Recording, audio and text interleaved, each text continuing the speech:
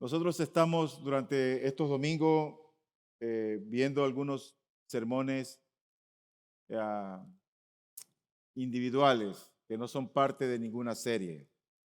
Y sabemos cuál es el tema que nos corresponde estudiar hoy. El título del sermón es sobre el corazón. Y voy a predicar la vieja verdad que para la humanidad contemporánea es algo pasado de moda. Vamos a hablar del corazón tal y cual lo identifica el Señor en su palabra. Entonces, ¿cuál es el corazón? Bueno, ahí les presento lo que la Biblia reconoce como el corazón según las Escrituras. El corazón, según la Biblia, es el hombre mismo, el hombre que está compuesto por sus pensamientos, por sus emociones o afectos y también por su voluntad.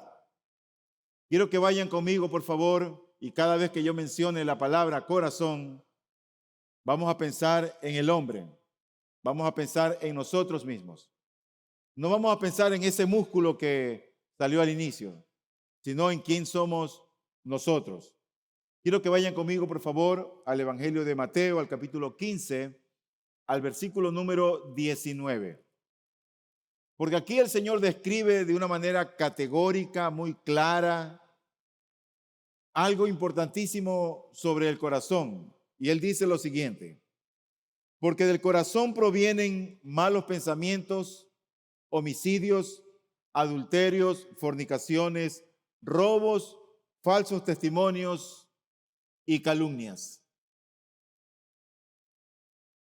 Mira, querido hermano y amigo, todo lo que hacemos en la religión que profesamos, todo tiene que ver con el corazón. Sea que tú asistas a la iglesia, que ofrendes, sea que sirvas, que leas o no las escrituras, sea que tú ores o ayunes, sea que tú mortifiques o no mortifiques tu pecado, todo lo que te involucra con lo que hacemos en nuestra vida espiritual como creyentes está relacionada directamente con el corazón, con lo que somos en esencia, está relacionada con nosotros mismos. Mientras tu corazón es más recto ante los ojos de Dios, mejor será tu adoración. Mejor será. Recuerda que Dios es espíritu y Dios está buscando de verdaderos adoradores que adoren al Padre en espíritu y en verdad. Así que cuando nuestra adoración es incorrecta o cuando nuestra adoración es insuficiente, se debe a que en nuestros corazones hemos levantado ídolos que están allí asentados. Cuando yo hablo de adoración, hablo de todo lo que tú haces que se ofrenda a Dios. Cuando cantas, cuando oras, cuando ayunas, cuando asistes a la iglesia, cuando ofrendas, cuando sirves.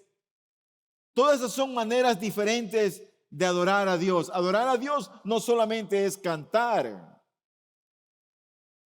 Entonces, ¿qué es lo que Dios exige de nuestro corazón?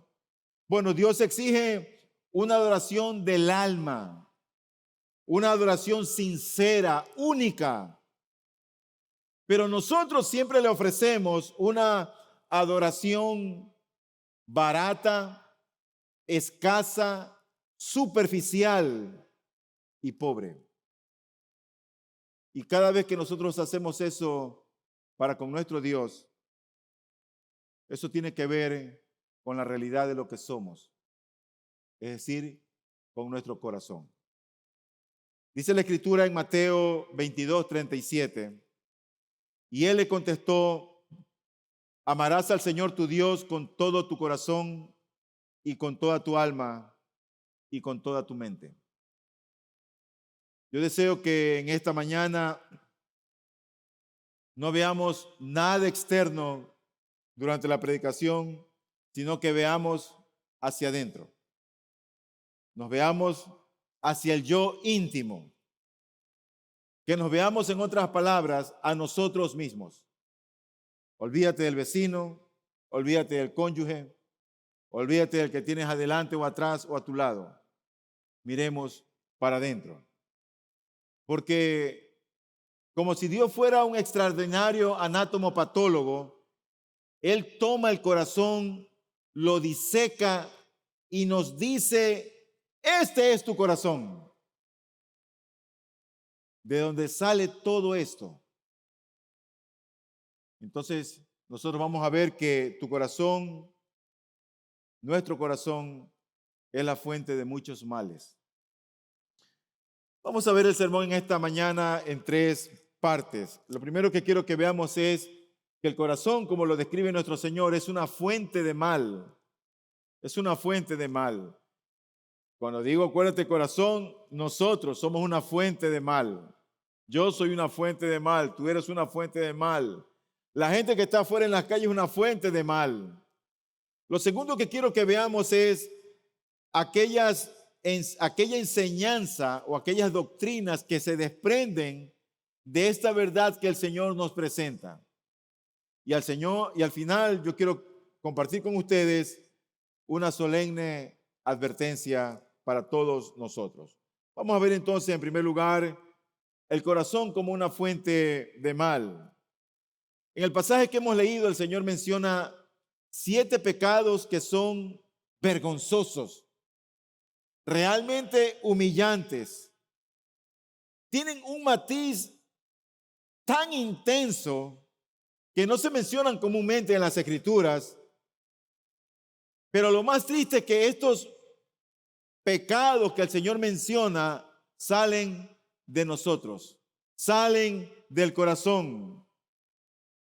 Es una acusación solemne contra la humanidad, contra el hombre. Y esto es así porque realmente el Evangelio siempre tiende a humillarnos. Siempre tiende la tendencia de hacernos ver la realidad de lo que somos. Estamos adorando a un Dios que es santo, que es todopoderoso, que es majestuoso, que habita en lugar inaccesible. Y ese lugar es donde nosotros queremos ir, queremos vivir con Él por la eternidad. A veces pienso que el Señor ha tomado estas palabras y a veces son tan duras para que reaccionemos y veamos, tengamos esos atisbos de lo que es la santidad, la belleza y la hermosura de nuestro Dios. Dice el texto que hemos leído, porque del corazón provienen malos pensamientos, homicidios, adulterios, fornicaciones, robos, falsos testimonios y calumnias. Si tú ves esos pecados que allí menciona el Señor, no son accidentales. No son accidentales porque salen del corazón. No son cosas de la sociedad que afectan la mente y la gente comete a veces esos errores de juicio. El Salvador no lo atribuye a una cabeza caliente. El Señor atribuye esos pecados a que salen del corazón. No es algo que se le chispoteó al hombre por allí, que salió ahí de un momento a otro. En otras palabras, el corazón no es una rama o no es una parte mala del cuerpo que puede ser extirpada cuando uno quiera, sino que el corazón es la esencia y la sustancia misma del hombre. El hombre es, en otras palabras, su corazón. La lascivia no sale del ojo malo, sale del corazón. El asesinato no sale de una mano loca o irreverente o imprudente. El asesinato y el homicidio salen del corazón. Y como un gran médico, nuestro Señor Jesucristo diagnostica con una altísima precisión, diciendo dónde está el mal en el hombre. Luego, Él señala el corazón y Él dice, esa es la fuente del mal. el corazón. No es el pie, no es la rodilla, no es la mano, no es la cabeza, es el corazón, dice él. Ahora yo me pregunto, ¿por qué es que el hombre hace siempre lo malo, lo despreciable? Bueno, por la sencilla razón de que no ama a Dios, no ama lo que es recto, no ama lo que es justo, no ama lo que es bueno, no ama lo que es verdadero. Esa es la condición del hombre. Dice la Escritura en el libro de Génesis, capítulo 8. El Señor percibió el aroma agradable y dijo el Señor para sí: nunca más volveré a maldecir la tierra por causa del hombre, porque la intención del corazón del hombre es mala desde su juventud.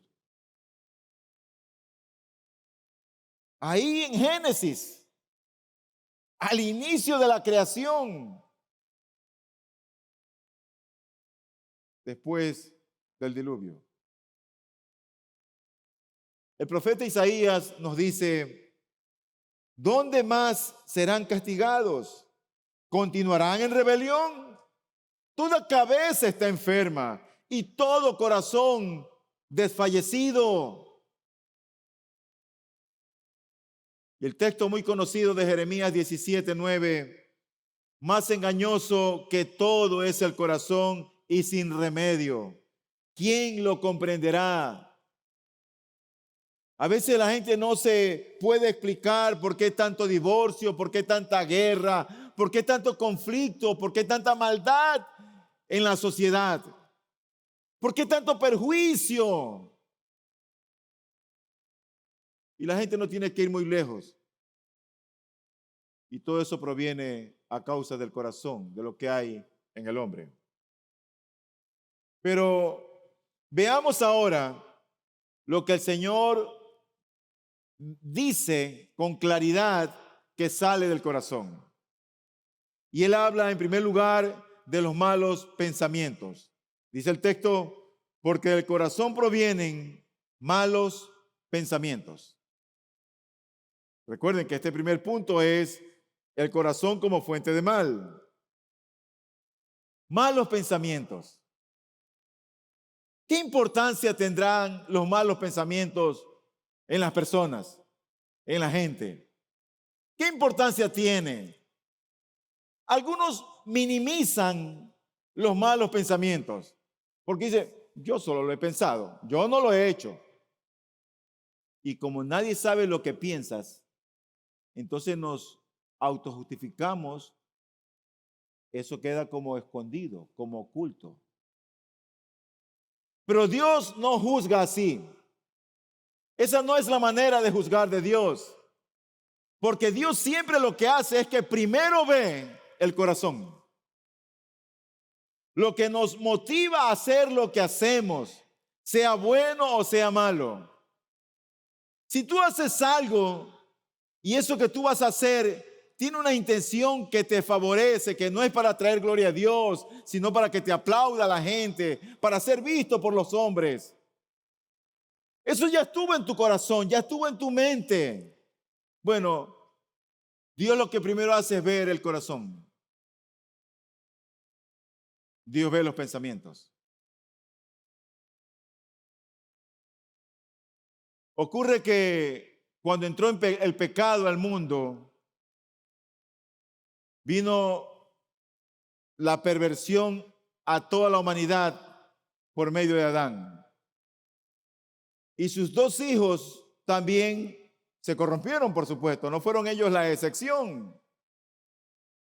Así que ambos deciden adorar a Dios. El uno era agricultor y el otro era un pastor. Dice la Escritura en Génesis capítulo 4, 3 y 4, con referente a Caín y Abel. Al transcurrir el tiempo, Caín trajo al Señor una ofrenda del fruto de la tierra. También Abel, por su parte, trajo de los primogénitos de sus ovejas y de la grasa de los mismos. el Señor miró con agrado a Abel y su ofrenda. ¿A quién miró primero? ¿Vio primero el Señor la ofrenda o vio primero a Caín o a Abel? Vio primero a Abel. Así es Dios. Dios no ve lo que tú traes. Lo que Dios ve es cómo lo traes. Luego viene Caín y presenta su ofrenda. Y dice la Biblia que Dios también vio a Caín primero y a su ofrenda después. Sea lo que tú hagas en lo que tiene que ver con la iglesia, Dios primero juzga la intención de tu corazón y tus pensamientos. ¿Qué es lo que nos motiva a hacer lo que hacemos? ¿Por qué hacemos lo que hacemos? Pero eso no solamente es algo que ocurrió y se describe en el libro de Génesis. También cuando el Señor iba a elegir un rey, ya él había elegido uno porque el pueblo pidió uno, a Saúl. Y ese hombre no fue realmente elegido como Dios quería que sea elegido. Sin embargo, Dios da la oportunidad para que sea elegido el rey. Y dice la Escritura en 1 Samuel capítulo 16, que el Señor le dice a Samuel: no mires a su apariencia, ni a lo alto de su estatura, porque lo he desechado. Porque Dios no ve como el hombre ve, pues el hombre mira la apariencia exterior, pero el Señor mira el corazón. ¿Tú has oído eso muy común que se dice, caras vemos, corazones no sabemos? Eso es tan real. Porque alguien te puede saludar amablemente y por dentro te está diciendo muérete. Como dice alguien, púdrete. En Primera de Crónicas, capítulo 28, versículo 9,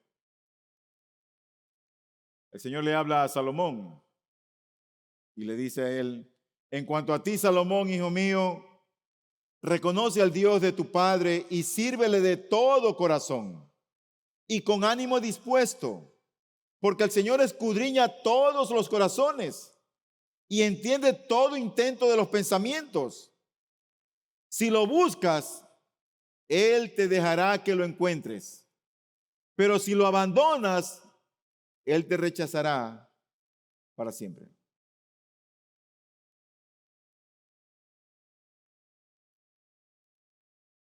Con Dios no podemos jugar.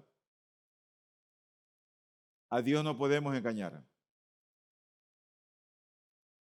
Él conoce y sabe exactamente lo que hay en nuestros corazones en este momento. Él sabe por qué estás aquí. Él sabe lo que tú anhelas. Él sabe lo que tú quieres. Él conoce las intenciones de tu corazón. Por lo tanto, los malos pensamientos, que es el pecado que el Señor menciona, contienen la esencia absoluta del pecado, así como las acciones. No es nada diferente. Uno dice, no, es que yo lo pensé nomás, hay un pensamiento, yo no lo he hecho. Bueno, así nos juzga el Señor.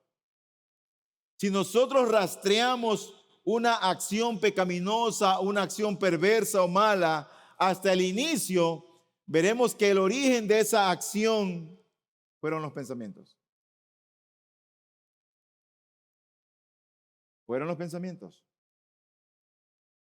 Déjame ponerte una ilustración. Imagínate que hay dos hombres malos que tienen a un enemigo en común. Ese enemigo en común está libre por las calles, caminando muy bien, pero hay dos hombres que lo desprecian a ese enemigo. Desean que desaparezca de la tierra, desean hacerle daño. Pero de los dos hombres que desean hacerle daño, uno está preso y el otro está libre. Entonces el que está libre tiene la oportunidad de hacerle daño al enemigo. Así que lo busca, le da cacería y acaba con su vida. Lo desaparece. El que estaba en la cárcel quería hacer lo mismo, pero no lo hizo. Ambos son culpables ante los ojos de Dios por lo que había en sus corazones. No es mayor el pecado de aquel que lo hizo que de aquel que lo pensó y lo deseó en su corazón. Ambos son culpables ante los ojos de Dios. Por lo tanto, tú debes de saber que por nuestros pensamientos también nosotros seremos juzgados.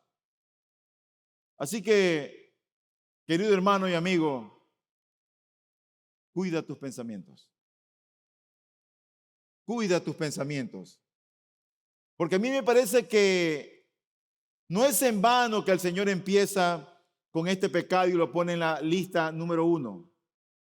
Y lo pone ahí, malos pensamientos. Porque los malos pensamientos sobre Dios y sobre los hombres ocurre que salen del corazón. Esos extravíos de la imaginación, esos pensamientos impuros, salen del corazón. De hecho, hay muchos que tal vez ni siquiera hayan cometido ningún acto de lascivia, pero lo han acariciado en sus mentes y lo han disfrutado. Y de esa forma lo han hecho. El otro pecado que el Señor menciona a continuación son los homicidios. ¿Qué es el homicidio? Pastor, pero yo no soy un homicida, pastor. ¿Qué pasó? ¿Qué es el homicidio? El homicidio es toda forma de ira injustificable. Ese es el homicidio. Toda ira que no tiene justificación, que no tiene razón de ser. ¿Tú has conocido así a personas que son tan iracundas que cuando están airados agarran lo que tienen cerca a la cabeza o al cuerpo? ¿Tú conoces personas así? Yo conozco muchas así. Tienen un problema de ira. Esas ebulliciones del mal temperamento que nos impulsan a querer ver lesionada o muertas a la gente y a desear ardientemente aplicar un castigo si estuviera en nuestras manos. Eso está en la misma categoría de los homicidios. Pastor, ¿y no le parece que está exagerando? No, no estoy exagerando. En Mateo 5:21, el Señor habla sobre esto y dice, ustedes han oído que se dijo a los antepasados, no matarás.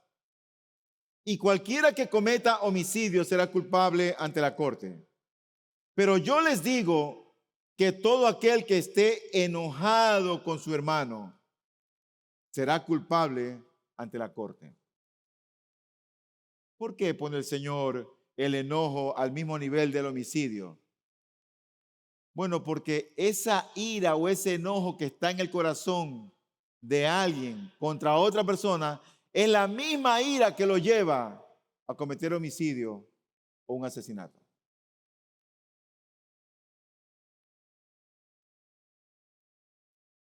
Pero luego el Señor habla del adulterio y de la fornicación. Y los pongo juntos porque son primos hermanos.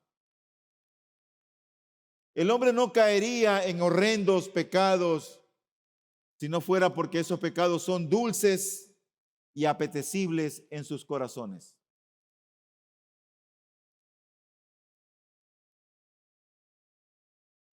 En el lugar donde estuvimos con mi esposa, oímos a varias personas que hablaban de mi pareja. Mi pareja.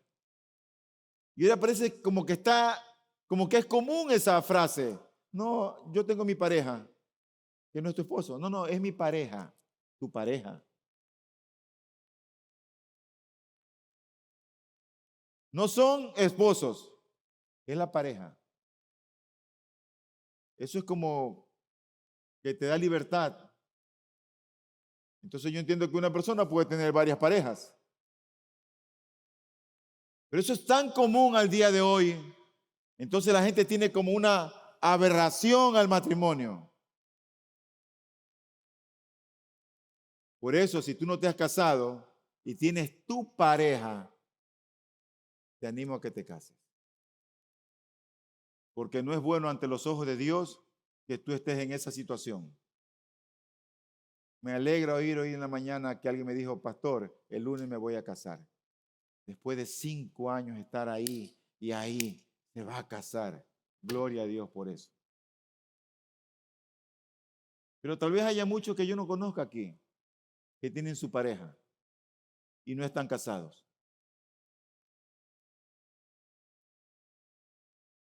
Bueno, cuando la Biblia habla sobre los adulterios y las fornicaciones, ese es un pecado humillante, vergonzoso. Pero si el venado toma agua, se acerca a un estanque a tomar agua, a beber agua, es porque tiene sed. ¿No es cierto? Bueno, si un hombre sigue un vicio, es porque su alma lo anhela. Aquellos que nunca se entregaron a esos actos tan viles, pecaminosos, tal vez pudieron haberlo pensado. Y si ese fuera el caso, ya se anidó en el corazón la inmundicia ante los ojos de Dios, aunque no lo hayan hecho. Recuerda que nosotros somos juzgados no ante un pastor, sino ante el pastor de los pastores, ante un Dios santo, ante un Dios santo. Y la Biblia dice, sed santos, porque Él es santo. Él nos manda a ser santos. Luego el Señor pasa y habla acerca de los robos. Yo me pregunto por qué la gente roba. Cuando estuvimos allá, estuvimos haciendo algunas compras. En este viaje que hice con mi esposa, y creo haber cumplido todo lo que ella demandó de mí. Mientras comprábamos algunas cosas, nos dice la persona que nos dice, queríamos coger el metro y no sabíamos cómo coger el metro. Y yo le pregunto y me dice, coja aquí, allá. Bueno, un idioma ahí que no le entendía muy bien, pero logré entenderle. Ok. Y me dice esto, tengan cuidado de los ladrones y las ladronas, sobre todo de los gitanos. Ok. Fuimos al metro, llegamos al metro, esperando el metro. Cuando ya llegamos con todas las indicaciones que nos dieron, ahí estuvimos. Y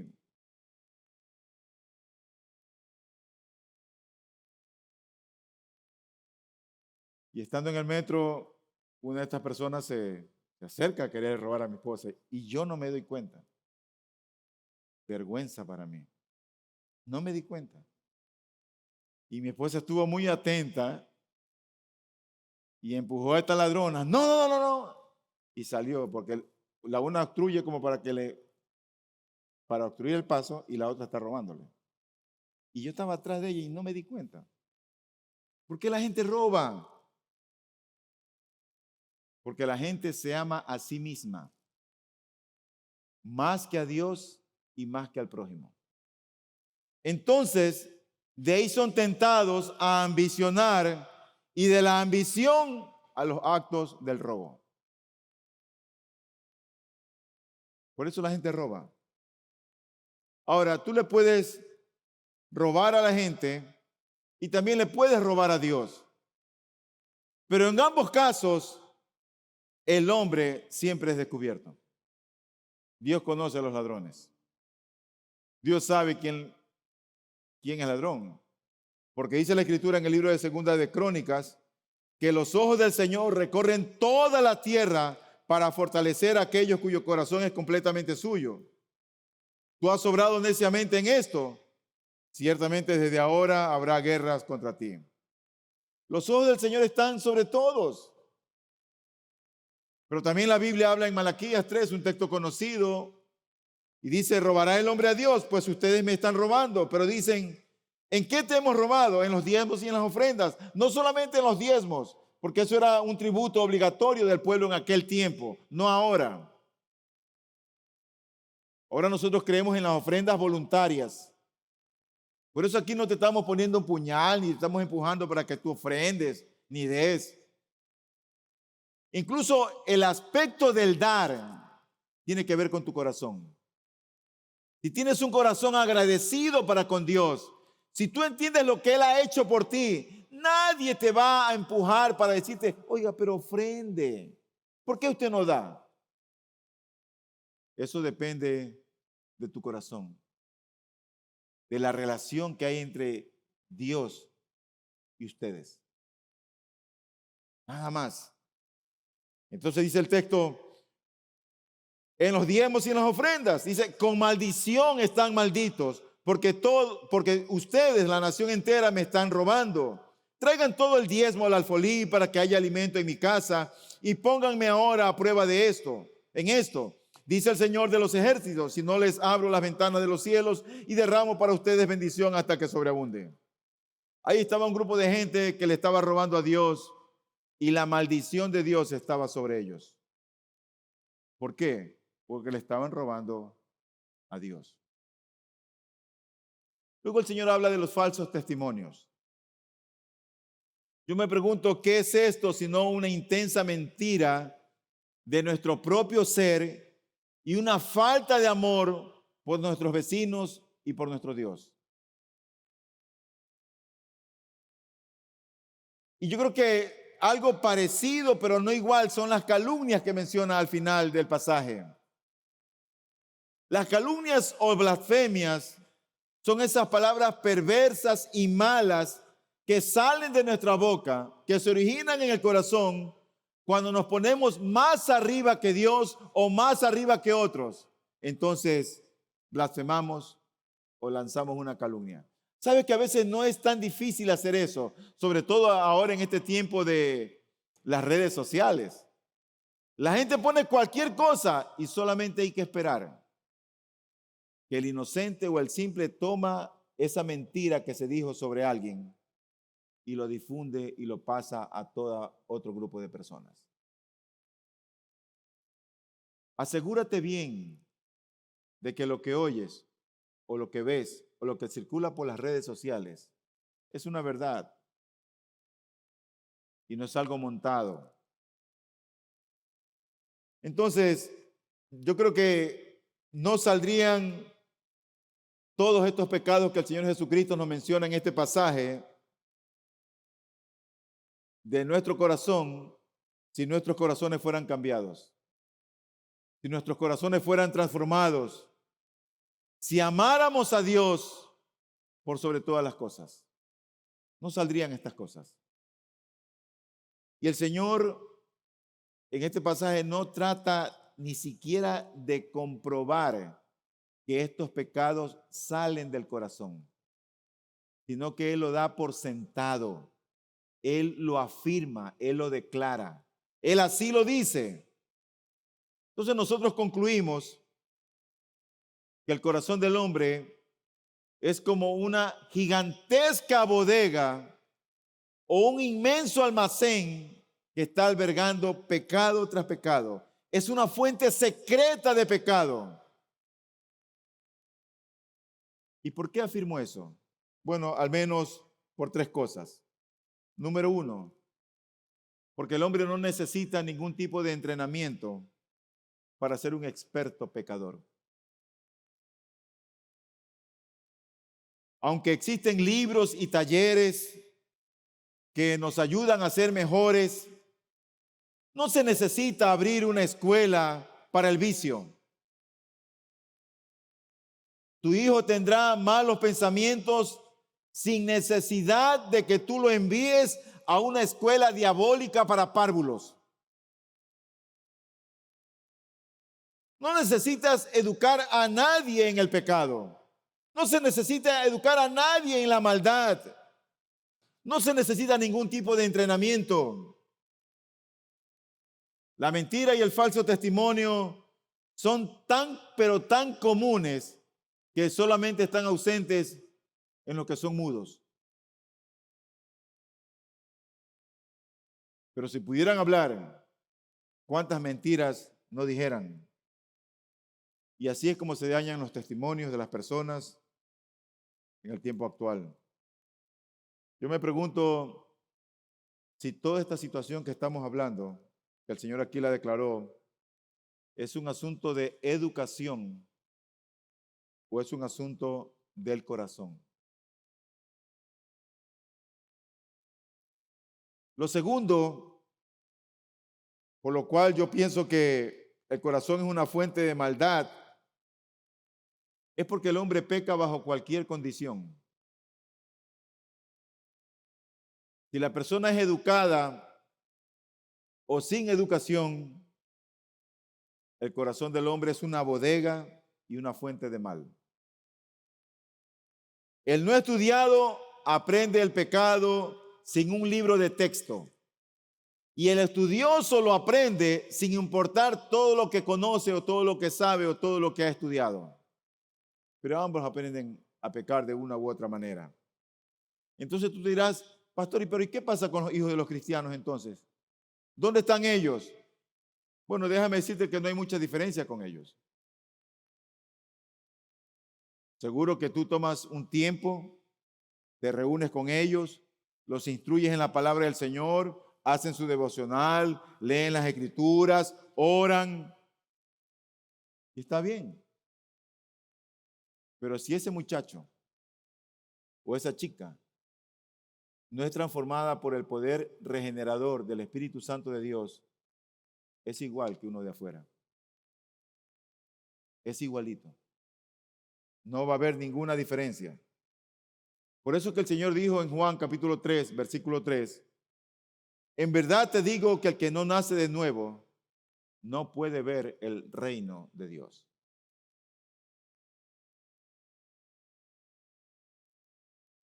Finalmente, en tercer lugar, yo creo que el corazón es una fuente, una bodega del mal, porque el hombre peca en todo lugar y de todas las formas posibles. Y lo peor es que peca después de conocer la maldad del pecado.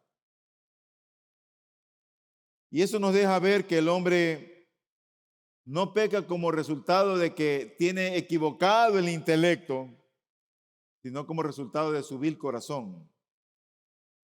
Nuestra naturaleza por lo general ama el fruto prohibido. En Romanos 3:12, el apóstol Pablo nos dice, todos se han desviado, a una se hicieron inútiles, no hay quien haga lo bueno, no hay ni siquiera uno.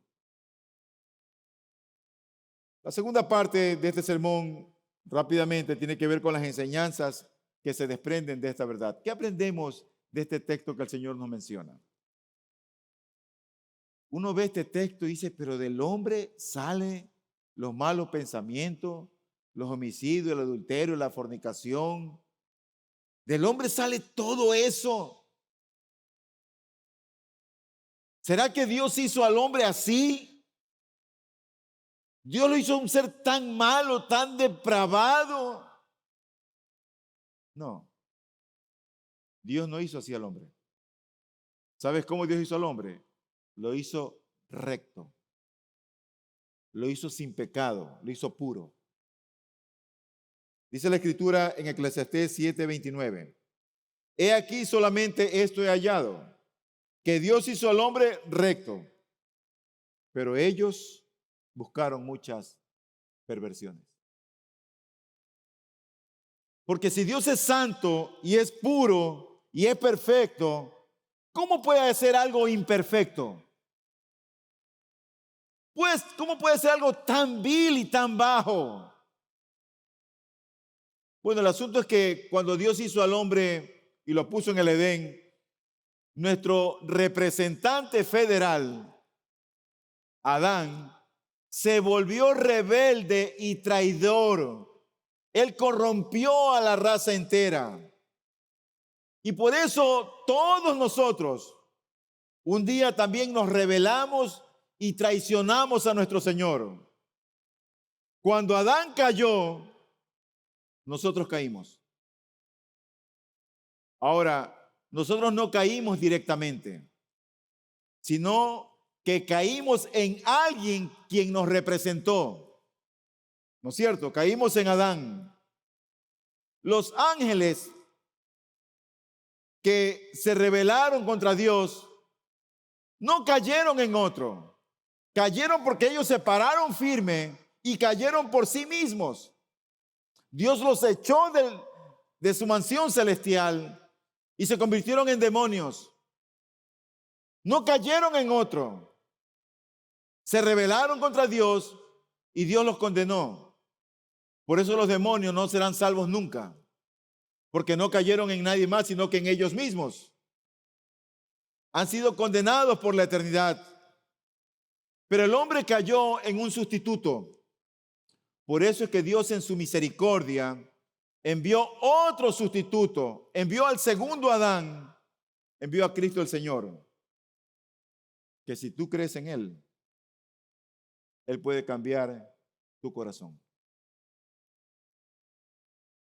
Él puede cambiar tu corazón y hacer de ti una nueva criatura y darte vida eterna. Entonces, ¿qué nos enseña esta doctrina? ¿O qué nos enseña este pasaje? La doctrina de la caída. El hombre está en la condición en que se encuentra a causa de la caída. Eso es lo primero que aprendemos. Lo que segundo que aprendemos es que como el hombre está en esa condición, hay una necesidad de que el hombre tenga una nueva naturaleza.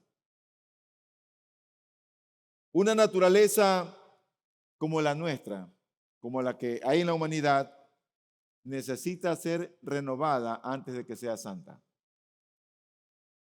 El hombre desea mejorar, pero su corazón está lleno de malos pensamientos, lleno de homicidios y lleno de robos. Y esas perversiones, por lo general, siempre intentarán salir de él. Y en vez de que el hombre trate de esforzarse o comenzar a cambiar o a querer ser mejor en sus propias fuerzas, te recomiendo que te detengas un momento y calcules el costo. Calcules si lo vas a lograr. Ahora, quiero que sepas que este no es un mensaje condenador. Este no es un mensaje para condenar al hombre. Aunque si te sientes así, yo creo que eso está muy bien. Porque si te sientes así, eso significa que tú eres sensible a la voz de Dios. Pero si este mensaje te está resbalando y como que contigo no es, entonces estás en peligro. Estás en peligro.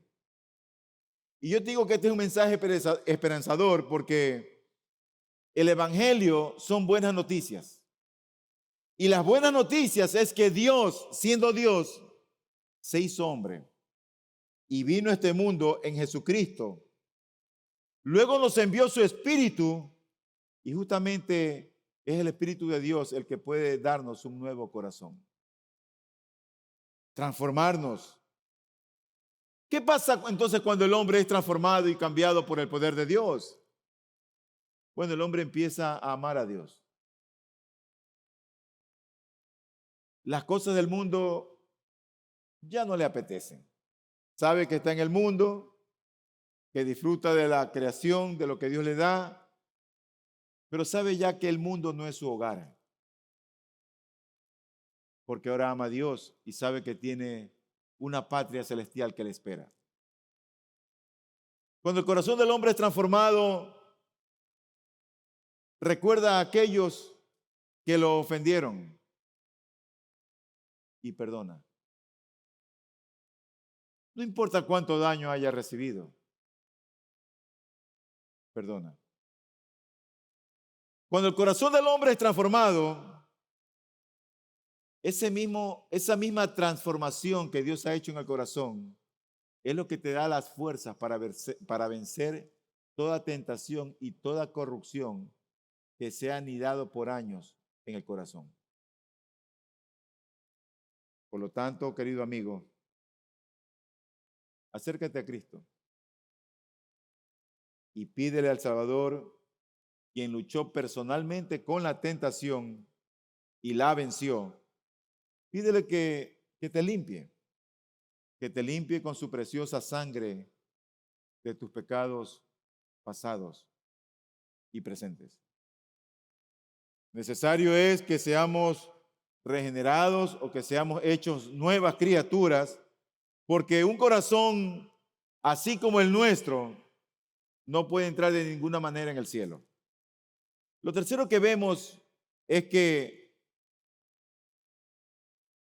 para poder ver hombres transformados, mujeres cambiadas, jóvenes diferentes, cuando vemos eso, ¿saben lo que apreciamos? La gracia de Dios. La gracia de Dios. Si el corazón del hombre no es nada sino una fuente de negrura y de pecado, entonces admiremos la gracia de Dios. Mira a esos hombres y esas mujeres que han sido transformados por Dios, que no son perfectos, pero que han sido transformados de lo que antes era a lo que ahora son y que van mejorando cada día. Eso es por la gracia de Dios. ¿Qué movió al Señor a salvar y a transformar a esas criaturas? La gracia de Dios soberana en Jesucristo. Eso fue lo que Él hizo. Claro, el hombre que ve en sí mismo su potencial, sus logros, sus éxitos, su éxito mundano, yo creo que infla su ego, hincha su naturaleza humana y desprecia la bondad de Dios. Son los que llegan a decir en un momento dado: no necesito de Dios en esta vida para poder ser bendecido, porque tienen ellos una alta opinión de ellos mismos. Pero queridos hermanos, ustedes no fueron amados por la bondad que hay en ustedes. No fueron escogidos porque hubiera en ustedes algo que fuera digno de afecto, algo que fuera extraordinario, que moviera a Dios. Ustedes fueron amados simplemente porque Él quiso amarlos. Fueron elegidos porque Él quiso hacerlo a causa de su nombre y por su misericordia, no porque haya algo extraordinario en nosotros. Si Dios quisiera ver a los hombres lo que hay en su propio corazón, los hombres dirían, como dijo aquel en Lucas 18:13, Dios, ten piedad de mí, pecador. Eso es lo que diría. Por eso que Romanos 9:16 dice, así que no depende del que quiere ni del que corre, sino de Dios que tiene misericordia. Y lo último que vemos nosotros al ver este pasaje es la doctrina de la expiación. Hermano, el pecado nos corrompe. El pecado destruye de una manera horrible. Su acto corrompe nuestro carácter, pero su esencia ha arruinado nuestra naturaleza. De alguna manera pareciera como dar la impresión que a partir de la declaración de Cristo en este versículo, es como que si estuviéramos corrompidos por dentro y por fuera. Y si esto es así, solo la preciosa sangre de Cristo el Señor tiene el poder y la eficacia para lavarnos de nuestras maldades. Primera de Juan 1:7 dice, pero si andamos en la luz, como Él está en luz, tenemos comunión los unos con los otros. Y la sangre de Jesús, su Hijo, nos limpia de todo pecado. Es la sangre de Cristo. No son tus buenas obras, no es el asistir a la iglesia, es la poderosa y preciosa sangre que Cristo el Señor derramó en la cruz del Calvario. En Apocalipsis 21:5 dice, el que está centrado en el trono dijo, Yo hago nuevas todas las cosas. Quiera Dios que en esta mañana Él, alguno de ustedes, haga de ustedes nuevas criaturas. Y lo último es esta solemne advertencia, que no es tan larga. Pero lo primero que quiero recordarle a los creyentes es lo que nos recuerda el Señor. Dice Proverbios 4:23, con toda diligencia guarda tu corazón, porque de él brotan los manantiales de la vida. Hermano querido, hermana, guarda tu corazón, cuida tu corazón, cuida tus pensamientos, cuida tus palabras, cuida tus acciones. Es lo último, porque lo que haces no es más que el producto de lo que hay dentro. A veces somos descuidados en no guardar nuestro corazón. A veces es mejor quedarnos callados para preservar nuestro corazón. O a veces es mejor no ir a tal lugar para cuidar nuestro corazón. Y no ver ciertas películas que presentan escenas que afectan nuestro corazón. Cuida tu corazón. Recuerda lo que dice Jeremías 17:9. Más engañoso que todo es el corazón y sin remedio. ¿Quién lo comprenderá? Cuida tu corazón. No des por sentado, no, yo soy cristiano. Cuida tu corazón. Cuida tu corazón. Finalmente, para los amigos. Querido amigo y amiga, yo dije que este no es un mensaje condenatorio. Y no es condenatorio porque hay esperanza en esta vida mientras vives. Una vez que mueres, se cerró la puerta. No hay esperanza. Y yo sé que esta vida es confusa, es difícil, es complicada con Cristo. Es complicada. Ahora, imagínate si la vida con Cristo es difícil, la vida sin Cristo debe ser un infierno. Debe ser un infierno. A veces yo no puedo concebir que un creyente busque a una mujer que sea impía. ¿Cómo puede unirse la luz con las tinieblas? Seguro que el uno va a querer orar, ir a la iglesia, y la otra quiere ir a la pachanga. Va a ser un infierno. Amigos, los brazos del Salvador están extendidos esta mañana hacia ti. No desprecies a Cristo. No lo desprecies. Solo toma su mano y pídele que perdone tus pecados, que cambie tu corazón y que te lave con la preciosa sangre de Cristo el Señor. El resto, si tú te pones en las manos del Señor, vendrá por añadidura. Oro al Señor que en verdad este sermón haya caído en buena tierra y en su tiempo pueda dar fruto. Por lo tanto, no tengamos más alto concepto de nosotros mismos que el que debemos de tener. Porque mientras estemos en esta carne, como dijo el apóstol Pablo, miserable de mí, ¿quién me librará de este cuerpo de muerte? El mal que no quiero hacer, ese hago. Por eso, cuidemos nuestro corazón. De alguna manera, como dice un escritor, hay un enemigo que llevamos dentro. Si no fuera por el Señor, que es nuestro Señor, ¿qué sería de nuestras vidas? Así que alabemos al Señor y démosle gracias. Vamos a orar.